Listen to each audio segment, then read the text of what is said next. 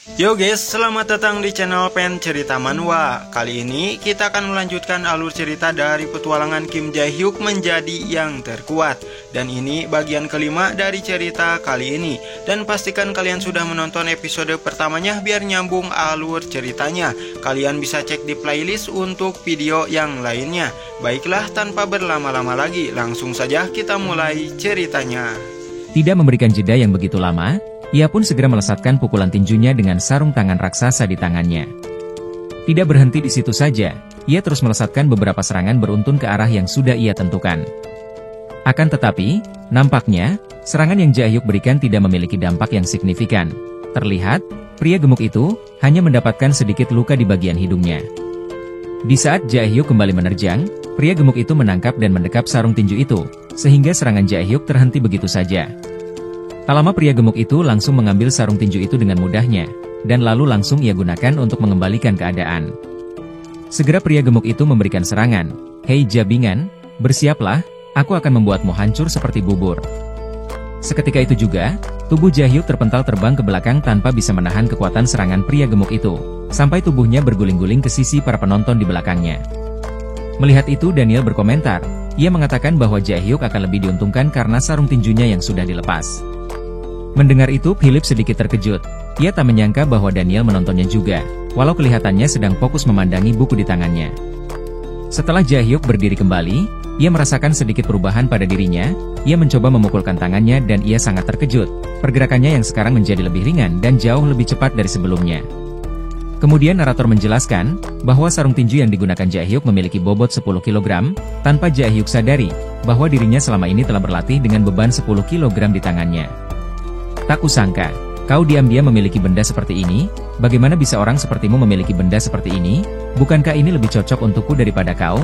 ujar si pria gemuk itu sembari mengayun-ngayunkan tangannya, lalu si pria gemuk itu langsung melesatkan tinjunya. Secara refleks Jae-hyuk berhasil menghindarinya dengan membungkukkan badannya, ia sendiri sangat terkejut tak menyangka, dirinya bisa menghindari serangan itu, ia mengira, mungkin karena disebabkan sarung tinju itu, sehingga serangan pria gemuk itu sedikit melambat. Tidak pikir panjang, Jae-hyuk langsung memberikan serangan balik. Dua pukulan beruntun berhasil mengenai lawannya sehingga pria gemuk itu sedikit sempoyongan. Dengan marah pria gemuk itu kembali melesatkan pukulannya. Saat Jae-hyuk memperhatikannya, serangan itu terlihat semakin melambat. Lalu ia segera menundukkan kepalanya sehingga serangan itu meleset. Tidak melewatkan kesempatan itu, Jae-hyuk segera melesatkan serangan balik, tangan kanan dan kiri bergerak bergantian, melesat menargetkan satu titik yang sudah ditentukan. Melihat itu Philip berkomentar, bahwa serangan Jae-hyuk semakin cepat hampir tidak bisa dihindari, tapi tidak bisa menumbangkan lawannya. Kemudian Daniel menjelaskan, karena perbedaan berat badan Jae-hyuk dengan pria gemuk itu cukup tinggi, jika Jae-hyuk tidak bisa mengatasinya maka dia akan kalah. Kemudian scene berpindah ke hari sebelumnya. Terlihat, saat itu matahari sedang terbenam menandakan malam akan segera datang. Di sana Min Chae menjelaskan, bahwa menggunakan sarung tinju secara terus-menerus dalam pertarungan, itu tidak akan berguna. Min Chae menyarankan, agar Jae-hyuk bertarung menggunakan tangan kosong. Akan tetapi Min Chae menegaskan, bahwa dengan tangan kosong saja tidak akan memiliki dampak yang signifikan, tidak peduli berapa banyak pukulan yang Jae-hyuk berikan, lawan yang Jae-hyuk hadapi tidak akan merasakan sakit saat menerima pukulan karena tubuhnya yang dipenuhi lemak. Satu-satunya cara untuk mengalahkan pria gemuk itu, yaitu menyerang bagian yang tidak memiliki lemak, dan itu terdapat di bagian lutut. Kembali ke sisi pertarungan, setelah Jae-hyuk mengingat semua perkataan Min Chae, Jae-hyuk segera menendang lutut pria gemuk itu. Saat lututnya terbentur, rasa sakit mulai menjalar bagaikan sengatan listrik yang mengalir masuk ke tubuhnya. Pria gemuk itu pun semakin marah, lalu ia mencoba menyerang Jae-hyuk, akan tetapi serangannya dengan mudah Jae-hyuk hindari. Lalu, segera ia lesatkan beberapa serangan ke mukanya, kemudian disusul dengan menendang bagian lutut si pria gemuk itu. Hal yang sama Jae-hyuk ulangi beberapa kali. Setelah beberapa saat, terlihat, lutut si pria gemuk itu mulai memar, tubuhnya gemetaran karena sakit, jalannya sedikit berjungkit-jungkit. "Sialan, aku tidak akan menggunakan sarung tinju ini lagi," ujar si pria gemuk itu sembari melepaskan sarung tinju itu. Bersamaan dengan itu Jae-hyuk menerjang seolah-olah ia akan kembali menendang lututnya. Si pria gemuk itu pun segera bersiap, mencoba menahan dengan tangannya, akan tetapi tujuan utamanya bukanlah lutut. Jae-hyuk hanya mengecohnya dengan bergerak maju selayaknya akan menendang. Melihat pria gemuk itu yang terkecoh, Jae-hyuk segera melesatkan pukulannya tepat ke ulu hati si pria gemuk. Seketika itu juga, si pria gemuk merasakan rasa sakit yang amat mendalam. air liurnya muncrat keluar, tubuhnya membungkuk, suaranya mengerang kesakitan. Bersamaan dengan itu, Jae-hyuk menerjang melompat melesatkan lututnya ke arah dagu si pria gemuk, dan pada akhirnya, si pria gemuk itu pun tumbang dibuatnya. Setelah berhasil menumbangkannya, ia pun segera berlari menghindari kerumunan itu, agar dapat menghindari sesuatu yang tidak terduga. Hahaha, anak itu lucu sekali saat menang. Hei Daniel, ini cukup menghibur bukan? Untung saja kau ikut datang kemari, ujar Philip kepada Daniel. Di sisi lain, terlihat, pria rambut oranye mendengus, aku bisa menang hanya dengan sekali jilat, ujarnya pada teman di dekatnya, pria rambut oranye itu bernama Kwa Han-sol. Di sisi yang lainnya lagi, terlihat sekumpulan pecundang bersorak senang, melihat Jae-hyuk yang berhasil mengalah pria gemuk itu, aku sungguh tak menyangka ini, hei, kau seperti hero di anime, kaulah kesatria kami. Di suatu tempat, terlihat seorang wanita yang sedang mengintip pertandingan itu dari kejauhan, ia tak menyangka bahwa Jae-hyuk berhasil mengalahkan si pria gemuk itu, ia pun sangat senang berbinar-binar layaknya bunga yang sedang bermekaran. Kemudian scene berpindah, memperlihatkan sekumpulan orang di suatu gedung. Dikatakan bahwa mereka adalah anggota dari aliansi Iljin SMA Yeongmin. Kapan ketua akan datang? Jangan tanya aku jabingan, memangnya aku tahu. Ya sudah kalau gak tahu diam saja gak perlu ngegas. Tak lama suara deretan pintu terdengar, disusul dengan sepasang kaki melangkah masuk ke dalam. Dan itu adalah Han Philip. Ia meminta maaf pada orang-orang yang ada di sana atas keterlambatan dirinya. Ia menjelaskan bahwa dirinya menyaksikan hal menarik hari ini. Si pria rambut kuning berkata, "Kudengar ada pecundang yang bertarung hari ini. Apa itu yang kau maksud? Kalau tidak salah namanya Hong Daebongkan." Philip menimpali, "Iya, kau benar, tapi orang itu tidak berguna." Dengan cukup terkejut si rambut kuning itu berkata, "Apa? Apa dia kalah? Kalau begitu bukankah kita harus merekrut orang yang menang itu? Apa dia kuat?" Dengan santai Philip menjawab, bahwa dirinya tidak tahu, tapi yang penting orang itu sangat lucu. Si rambut kuning kembali berkata, "Bukankah kita harus merekrut anggota baru? Apa aku harus melihat orang itu dulu?" Philip menjawab, tidak perlu, kita lihat saja, apa dia memiliki sesuatu yang lebih menarik atau hanya sebatas itu." Singkat cerita, waktu berlalu begitu saja. 3 hari kemudian, scene memperlihatkan Jae-hyuk dan Min Chae yang sedang duduk bersama. Dikatakan bahwa Jae-hyuk sedang mengajari Min Chae memecahkan rumus matematika. Tak lama Jae-hyuk mengatakan dengan wajah yang muram, ia mengatakan bahwa ada seseorang yang merekam pertarungan itu dan mengunggahnya di media sosial. Karena hal itulah, seluruh siswa di sekolah menjadi mengenalinya, bukan hanya di sekolah SMA Yeongmin saja, bahkan dari sekolah lain pun mengetahuinya. Para senior datang setiap hari mengajakku untuk bertarung, walaupun dirinya menolak, tetapi dirinya tetap dipukuli. Lalu Jae-hyuk meminta solusi pada Min Chae. Apa yang harus ia lakukan? Saat ini dirinya sangat kacau, dirinya menjadi pusat perhatian karena hal itu. Dengan santai Min Chae menimpali, ia mengatakan bahwa tidak aneh lagi jika pemenang mendapatkan perhatian. Jae-hyuk berkata, bahwa dirinya tidak butuh perhatian, kenapa ini tidak ada akhirnya? Kenapa orang-orang itu tidak membiarkanku untuk tenang? Apa aku tidak bisa hidup tenang sendirian? Mendengar itu Min Chae berkata, bahwa Jae-hyuk masih terlihat seperti pecundang. Kau jangan senang dulu hanya karena berhasil mengalahkan beberapa dari mereka. Perjalananmu masih panjang. Jika kau tidak ingin ada orang yang mengusikmu lagi, kau harus menjadi lebih kuat, maka mereka akan segan terhadapmu. Jika lain kali ada seseorang yang menantangmu, jangan menghindarinya. Lawan saja. Yang penting kau harus menang agar bisa keluar dari anggapan pecundang dari orang-orang itu. Keesokan harinya di sekolah SMA Yeongmin, terlihat, Kwa Han-sol datang menghampiri Jae-hyuk, dan secara tiba-tiba menyapanya dengan gaya yang sangat aneh. Lalu Kwa Han-sol memperkenalkan diri, bahwa dirinya Kwa Han-sol dari kelas 6, ia datang ke sini hanya sedang mencari teman, apa kau mau menjadi temanku?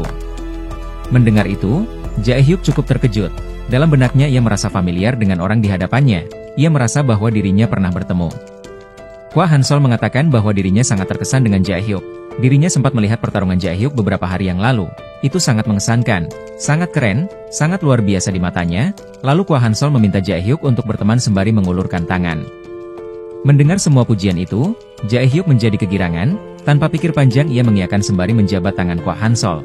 "Teman," kata teman, "kapan terakhir kali aku mendengar kalimat itu? Walaupun orang ini terlihat seperti berandalan yang lain, mungkin dia orang yang baik." Kemudian Kwa Han-sol berpamitan, sembari melangkah pergi ia bergumam, "Hahaha, dasar pecundang. Tertawalah selagi kau bisa." Dia benar-benar percaya dengan beberapa kata yang manis, "Aku akan mendekatimu pelan-pelan, kemudian akan kujatuhkan saat waktunya tiba." Kemudian scene berpindah ke malam harinya, terlihat Jae-hyuk sedang menjalankan rutinitasnya bersama Min Chae. Ia sedang mengajarkan rumus matematika yang baru. Dikatakan bahwa jika Min Chae menguasai rumus itu, berarti Min Chae sudah mempelajari seluruh kurikulum sekolah dasar. Tak lama Jae-hyuk senyum-senyum sendiri. Ia mengingat di mana Kwa Han-sol berkata bahwa dirinya keren, dirinya tak menyangka bahwa ada orang lain selain ibunya yang mengatakan keren padanya. Dan, bahkan, Kwa Han-sol memintanya untuk berteman, sudah lama sekali dirinya tidak mendengar itu. Lalu Jae-hyuk berkata, "Hei Min Chae, apa itu teman?" Lalu Min Chae menimpali dengan wajah yang sinis, "Apa kau membicarakan omong kosong saat aku mengerjakan soal?" Jae-hyuk tidak menghiraukan. Ia lanjut menanyakan kenapa saat di sekolah dirinya jarang melihat Min Chae jalan-jalan. "Apa kau tidak punya teman untuk diajak bermain bersama?" Min Chae menimpali bahwa dirinya tidak peduli itu, dirinya datang ke Seoul untuk belajar, untuk apa juga berkumpul bersama teman-teman dan menghancurkan masa depanku. Lagian aku sudah memiliki banyak teman di kampung halamanku. Oh, iya, mengenai teman, aku baru teringat bahwa temanku akan datang hari ini, dia sudah banyak membantu kau tahu. Apa? Apa maksudmu? Itu, temanku yang gunungnya gede akan datang hari ini. Mendengar itu Jae-hyuk cukup terkejut, bersamaan dengan itu suara bel berbunyi, menandakan seseorang sedang menunggu di luar. Ah, sepertinya dia sudah datang. Apa? Kenapa kau tidak bilang sebelumnya padaku? Lah, aku kan sudah bilang barusan, cepat pergi dan buka pintunya. Lalu Jae-hyuk pun segera membukakan pintu. Terlihat, teman Min Chae itu pun segera menyapa. Apa itu kau? Aku mendengar banyak tentangmu. Senang akhirnya bertemu denganmu. Teman Min Chae itu bernama Hong Sara berusia 17 tahun. Sembari menoel jidat Jae-hyuk ia berkata, "Hahaha, jadi benar rupanya, kau memang seorang pecundang. Dengan kacamata itu, kau benar-benar terlihat seperti otaku." Tak lama Min Chae menghampiri sembari menyapa, "Hei Hong Sara, kau sudah sampai." Dan terlihat, Jae-hyuk yang sedang memegang pipinya yang memerah melihat Hong Sara di depannya dengan gunung kembar yang besar. Hong Sara pun segera memeluk Min Chae, melepas kerinduan atas jarak antara mereka, teman sejati dan teman setia yang selalu bersama. Setelah itu, Min Chae berbisik-bisik mengatakan bahwa Jae-hyuk menyukai gunung gede. Saat ia membicarakan itu padanya, mukanya selalu salting dan wajahnya memerah merona. Sembari menekan gunungnya, Sara berkata pada Jae-hyuk, "Hei Jae-hyuk, bagaimana jika kuberi kau satu remasan? Apa kau mau? Hahaha." Melihat itu, seketika wajah Jae-hyuk memerah. "Apa-apaan kau ini? Apa kau sudah gila?" ujarnya. Hong Sara dan Min Chae pun tertawa terbahak-bahak. Melihat reaksi Jae-hyuk yang seperti itu, "Hahaha, lagian cuma bercanda. Aku tidak akan membiarkanmu menyentuhnya." Lalu Hong Sara langsung berlari dan mendekap Jae-hyuk. "Tapi sebagai gantinya akan kuberi kau satu pelukan hangat," ujar Hong Sara. Beberapa saat kemudian, terlihat, Min Chae sedang membangunkan Jae-hyuk yang sedang tergeletak di lantai. Dikatakan, bahwa saat Jae-hyuk dipeluk oleh Hong Sara, Jae-hyuk langsung pingsan seketika. Tak lama Jae-hyuk terbangun, ia sangat kebingungan dengan apa yang terjadi. Ia menanyakan kenapa dirinya tiduran di lantai. Lalu Min Chae menjelaskan, bahwa Jae-hyuk sebelumnya pingsan, dan memintanya untuk segera bangun dan meminta untuk membelikan makanan ceker ayam. Setelah beberapa saat menunggu, kini, mereka semua makan bersama. Saat makan itu Jae-hyuk menanyakan kapan ibunya akan pulang. Lalu Min Chae menjawab, bahwa ibunya ada acara workshop perusahaan selama 3 hari 2 malam. Mendengar itu Jae-hyuk cukup sedih. Kenapa Min Chae bisa tahu, sedangkan dirinya yang seorang anak kandung tidak dikasih tahu. Saat mereka berdua disibukkan dengan obrolan, Hong Sara sedang mengambil sesuatu dalam tas yang ia bawa. Tak lama Hong Sara pun mengeluarkan beberapa minuman kotak. Setelah beberapa waktu mereka habiskan, mereka berdua pun tepar, kecuali Jae-hyuk yang menolak minuman kotak itu, dirinya lebih suka minuman susu dan kopi. Merasa kasihan pada Min Chae yang tidur terlentang, Jae-hyuk pun mengangkat memindahkannya ke tempat tidur. Saat ia akan berbalik, tiba-tiba Hong Sara memeluknya dari belakang dan mendorongnya ke atas kasur. Jae-hyuk sangat terkejut. Ia sangat kebingungan dengan apa yang harus ia lakukan di posisi terjepit seperti itu. Pada akhirnya mereka bertiga tidur bersama. Keesokan harinya, terlihat, Min Chae sedang membangunkan Jae-hyuk. Ia menanyakan juga mengapa Jae-hyuk tidur di sana. Tak lama Jae-hyuk pun terbangun sembari berteriak, "Ah, kenapa aku tidur di sini? Maaf." Melihat itu, Hong Sara tertawa sembari berkedi pada Jae-hyuk. Kemudian scene berpindah. Kini, memperlihatkan mereka bertiga sedang makan bersama. Saat makan itulah, Hong Sara mengajak Jae-hyuk untuk latih tanding, mengasah kemampuan seni bela diri selama Hong Sara masih di sini. Min Chae menjelaskan, bahwa Hong Sara sangat hebat dalam penguasaan seni bela dirinya. Dia adalah salah satu rival yang sering berlatih di gym yang sama dengannya. Beberapa saat kemudian, terlihat, kini, Jae-hyuk dan Hong Sara berhadapan bersiap untuk memulai duel antara mereka, dan Min Chae akan menjadi penengah atau wasit dalam duel itu. Kalau dipikir-pikir aku tidak pernah berduel dengan yang lain selain Min Chae. Aku harus mencoba duel dengan yang lain agar kemampuanku meningkat. Baiklah, ayo kita mulai. Jae-hyuk pun bersiap dengan kedua tangannya di depan. bersiap menahan dan menyerang, akan tetapi ia dibuat kebingungan dengan Hong Sara yang hanya berdiri diam saja. Saat Jae-hyuk bengong memikirkan hal itu, ia dikejutkan dengan Hong Sara yang secara tiba-tiba memegang tangannya, dan kemudian memberikan serangan. Tubuh Jae-hyuk pun terpental terdorong jatuh ke belakang. Hei, tetap siagalah, kau harus fokus saat bertarung, kita sedang berduel bukan, kenapa kau malah bengong saja? Kenapa kau tiba-tiba menyerangku? Ujar Jae-hyuk sembari memegang dagunya yang kesakitan. Kemudian mereka pun bersiap kembali untuk ronde kedua. Kita sedang bertanding, jangan lengah, ayo fokus, apa kau pikir kita sedang bermain-main? Lalu Hong Sara pun bersiap dengan kuda-kudanya, satu tangan di depan melebar dan yang lainnya mengepal di belakang. Lalu Jae-hyuk pun langsung memberikan jab, akan tetapi, serangannya itu berhasil Hong Sara tahan dengan satu tangannya. Melihat itu, Jae-hyuk sedikit terkejut, ia tak menyangka, serangannya akan diblokir dengan mudah seperti itu, ia mengira bahwa serangannya terlalu lambat. Kemudian ia kembali menyerang dengan serangan beruntun, semakin lama Jae-hyuk melesatkan serangan, ia semakin terkejut, matanya terbuka lebar, ia tak menyangka semua serangannya berhasil Hong Sara blokir. Setiap kali serangannya diblokir, Hong Sara langsung mundur ke belakang, jarak antara dirinya dengan Hong Sara semakin melebar, membuat Jae-hyuk tidak dapat memberikan serangan kembali. Jae-hyuk pun mencoba mendekat memperpendek jarak antara mereka, agar bisa melesatkan serangan kembali, lalu ia pun bersiap dengan kepalan tangannya. Sebelum serangannya meluncur, Hong Sara terlebih dulu melayangkan pukulannya ke arah Jae-hyuk dan menumbangkannya seketika. Lalu Min Chae mengingatkan untuk Jae-hyuk memperhatikan gaya bertarung Hong Sara. Kemudian Min Chae menjelaskan, bahwa gaya bertarung Hong Sara adalah kidal, yang mana tangan kanan dan kaki kanan ke depan. Dijelaskan, bahwa pertarungan postur non-kidal, tangan dan kaki saling berseberangan, memungkinkan jarak serangan menjadi pendek. Jika pertarungan postur kidal, kaki depannya akan maju ke arah yang sama, karena kakinya tidak berseberangan, jarak pukulannya akan terasa lebih jauh. Setelah penjelasan yang panjang lebar itu, Jae-hyuk mengatakan bahwa dirinya tidak mengerti sama sekali. Dengan kesal Min Chae menjelaskan kembali dengan lebih detail. Intinya, orang kidal bertarung memanfaatkan jarak. Ketika melawan orang kidal, jarak adalah keuntungannya, tangan yang di depan selalu memblokir serangan lawannya, dan secara bersamaan, saat memblokir itulah, kaki kirinya langsung mundur ke belakang. Itu sebabnya jaraknya terasa jauh. Kau akan merasa kesal dan akan maju untuk mendekat menyerangnya. Saat itu juga kau dipukul dengan kekuatan penuh tangan kidal. Orang kidal disebut counterhander yang disebut gaya one shot. Karena orang dengan gaya bertarung kidal itu sangat jarang adanya. Berlatih dengan Hong Sara sekarang akan menguntungkanmu di masa depan. Melawan orang kidal jauh lebih sulit. Selama ini aku hanya berlatih dengan Min Chae. Tiba-tiba tangan Hong Sara menyentuh tangan Jae-hyuk dan serangan pun langsung melesat mengenai Jae-hyuk. Tubuhnya pun terkulai berputar. Kau selalu saja tiba-tiba menyerang. Singkat cerita, waktu sekolah pun tiba. Saat Jae-hyuk berjalan di lorong sekolah, tiba-tiba ada bola basket yang membentur kepalanya. Saat ia menoleh, ternyata itu Kwa Han-sol. Maaf, aku kira kau Yeongmin dari kelasku, ujar Kwa Han-sol. Iya, tidak apa-apa, lagian kau tidak sengaja kan, ujar Jae-hyuk dengan polosnya. Melihat itu, Kwa Han-sol bergumam, dasar jabingan bodoh, aku ingin benar-benar mengganggumu. Lalu Kwa Han-sol pun memberikan permen pada Jae-hyuk sebagai permintaan maafnya. Setelah itu ia pun pergi meninggalkan Jae-hyuk. Setelah cukup jauh meninggalkan Jae-hyuk, ia melihat beberapa orang dari angkatan pertama di depannya, lalu ia pun segera menyapa dan menghampirinya dengan niat yang tersembunyi, kemudian ia pun memperkenalkan diri dengan gaya yang menyebalkan. Tak lama Kwa Han-sol pun mengajak mereka makan dan ia akan mentraktirnya. Sembari berjalan ke kantin sekolah, pria rambut hitam bertanya pada Kwa Han-sol, apakah dirinya mengenal seseorang yang mengalahkan si pria gemuk. Sembari merangkul para senior itu, Kwa Han-sol berkata bahwa dirinya tahu dan mengenalnya. Dia bukan teman tapi mainannya. Sembari menyombongkan diri, ia mengatakan bahwa dirinya mengajari pecundang itu sedikit bela diri. Benarkah? Apa kau yang melatihnya? Iya, aku agak lelah akhir-akhir ini.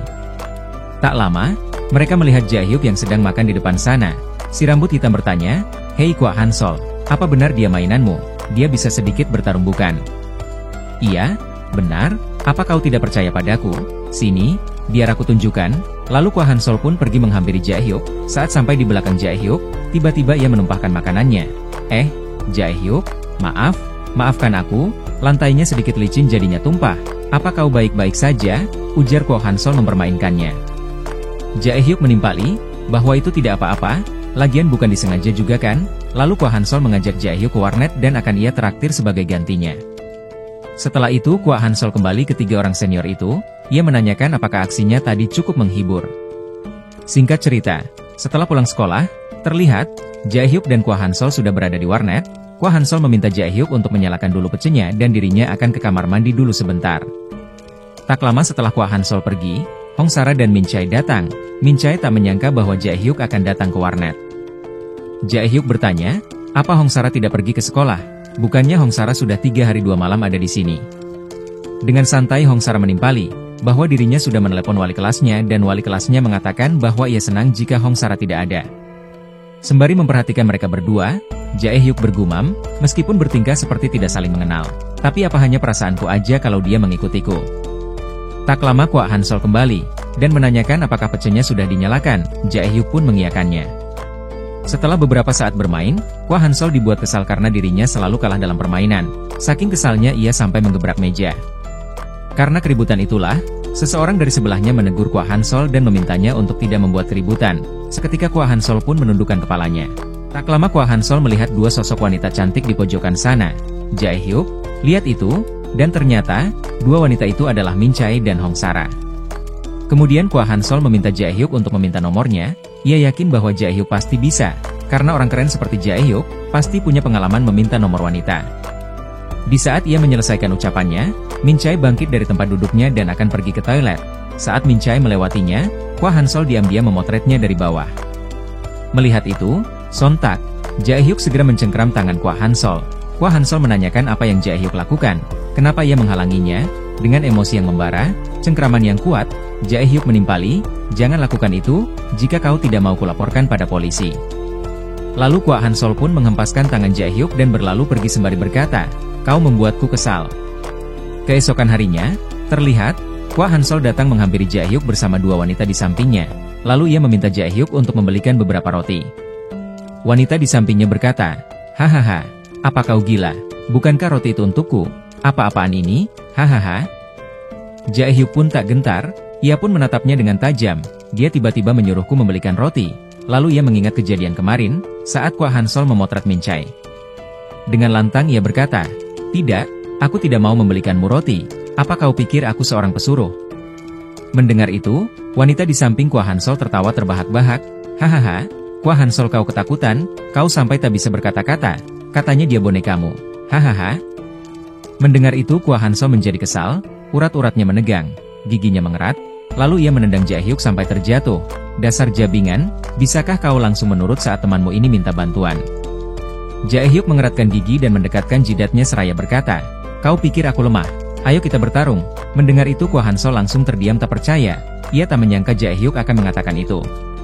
Singkat cerita, beberapa saat kemudian, setelah kejadian itu, Kwa Han-sol terus-terusan memantau Jae-hyuk dari kejauhan, memantau setiap gerak-gerik yang dilakukan Jae-hyuk, apa yang dia lakukan, kenapa dia sangat percaya diri, apa kau punya pelatih khusus, dari semua lawan yang bertarung dengannya, ia memenangkannya dengan selisih yang tipis, dasar jabingan. Lihat saja, aku yang akan menang. Jika aku kalah, aku yang akan diperlakukan seperti pecundang, aku pasti akan menghancurkanmu. Lalu Kwa Han-sol pun pergi ke lemari penyimpanan sepatu. Ia mencari lemari Jae-hyuk. Saat menemukannya ia pun langsung mengeluarkan serpihan kaca yang terbungkus dalam plastik. Tanpa ragu, ia pun langsung menaburkannya ke dalam sepatu Jae-hyuk. Beberapa saat kemudian, setelah pulang sekolah, terlihat Jae-hyuk yang sedang membuka lemari sepatunya. Tak lama Min Chae datang menghampirinya, menanyakan apakah Jae-hyuk dan Kwa Han-sol akan jadi bertemu di taman jam 6, Jae-hyuk pun mengiyakan. Merasa heran dan penasaran dengan Jae-hyuk, Min Chae kembali bertanya, kenapa tiba-tiba Jae-hyuk mau bertarung dengannya? Apa kau baik-baik saja? Jae-hyuk menimpali, hei Min Chae, bukannya kau pernah mengatakan, jika ada yang mengajak bertarung jangan menghindarinya? Min Chae menegaskan, bukan itu yang ia maksud, kali ini kau terlihat sedikit emosian, tidak seperti biasanya. Sembari memakai sepatunya, Jae-hyuk berkata, aku tidak bisa menjelaskannya, tak lama ia pun menjerit kesakitan. Saat ia mengangkat kakinya, darah keluar bercucuran, serpihan kaca merobek dan menempel pada kulitnya. Melihat itu, Min Chae cukup terkejut. Apa? Kau berdarah? Tanpa mereka sadari, seseorang berlari melesat ke arah mereka berdua, dan kemudian melesat menendang Jae-hyuk dari belakang, sampai-sampai tubuh Jae-hyuk tersungkur ke depan, ternyata itu ulah Kwa Han-sol. Tak berhenti di situ saja, Kwa Han-sol kembali menerjang dan melesatkan beberapa tendangan. Hei jabingan, ayo kita mulai pertandingannya, ini pertarungan kita, kenapa kau diam saja? Jika kau diam saja, akan kuhajar terus-menerus. Jae-hyuk pun hanya bisa menahannya. Dalam hati ia bergumam, Kenapa ini? Bukankah masih ada waktu 30 menit lagi seperti yang dijanjikan? Lalu Jaehyuk pun menendang kaki Kwa Hansol dan melompat ke belakang. Akan tetapi, saat kaki kirinya mendarat, kakinya terasa tersengat dan menjalar ke seluruh tubuhnya.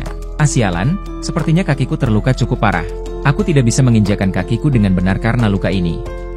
Melihat itu, Kwa Hansol kegirangan, hahaha, itu berhasil, kaki jabingan ini pasti kesakitan. Dengan percaya diri, Kwa Hansol berkata, "Hei jabingan, ada apa dengan kakimu? Apa kau cedera saat bermain bola?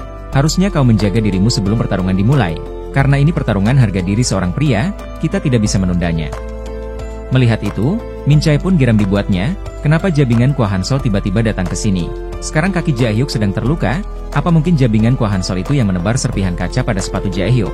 Bisa gawat jika bertarung seperti ini, menyerah saja dan lakukan lain kali saja Jaehyuk.